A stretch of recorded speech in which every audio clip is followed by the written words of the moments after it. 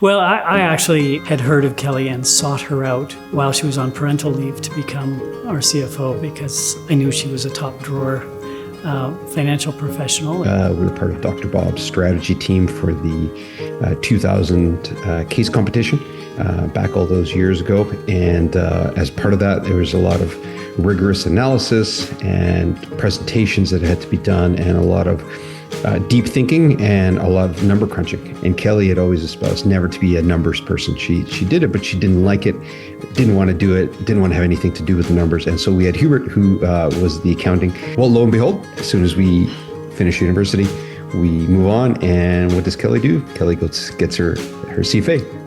And she gets her CPA. And so she is now a numbers person through and through. I've seen her go through some really difficult moments where I might expect a CFO to go right to the numbers. I think one of the things that I really witnessed during my time working with her is just how she developed so much in terms of her ability to get in front of clients, to get in front of our people, to the point where she really could own the stage at our large events, and I think even maybe started to like it. I think Haskayne was the first place that I really learned the value of working together as a team outside of, sports in a business context.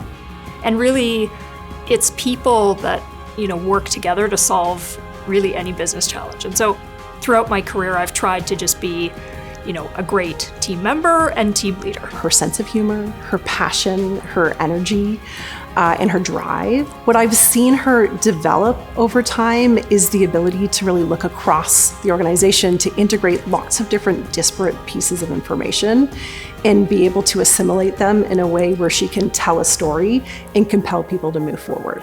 I trusted her completely to take the reins of what was arguably my most important life's work. So a big fan of Kelly, needless to say. Focus on your people skills. I've always believed that your EQ is more important than your IQ, and I think that's even more true in the world that we live in today with artificial intelligence.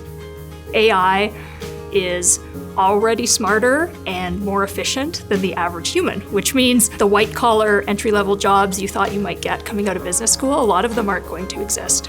But what will continue to exist is the need for great leaders and communicators and storytellers and people that can help teams and companies navigate through change. I've had a unique vantage point to observe her evolution. As I mentioned, she came in as CFO and eventually became CEO. And something that's really special about Kelly is that she leads from the heart. She really is someone who knows herself and can speak very vulnerably about her own experience and tell her own story. And I think with that, she brings a lot of people along with her. Any success that I've enjoyed is, mainly due to the amazing people and teams that I've had the opportunity to work with in my career, combined with some of the mentors that I've had who, believed that I was capable of more than I thought I was capable of. I think there's a lot of lucky people who haven't met her yet who are going to really enjoy it.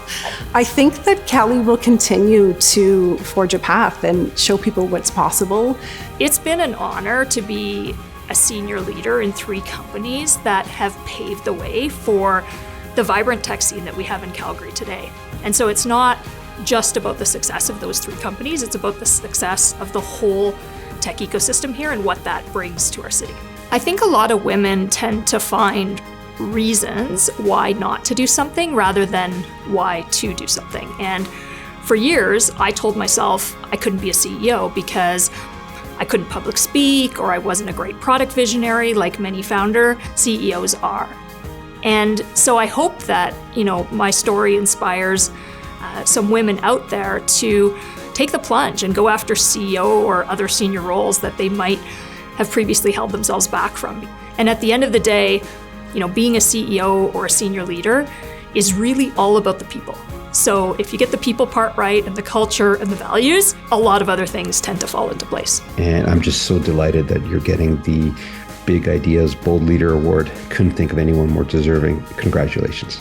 Kelly, a well-deserved congratulations. I'm so proud of you, if you'll permit me that honor. And I know that Chris and the kids and your family and everyone who's interacted with you and many, many Benevitites are also cheering you on tonight. Kelly, congratulations. This award is so well deserved, and I cannot wait to see what you do next.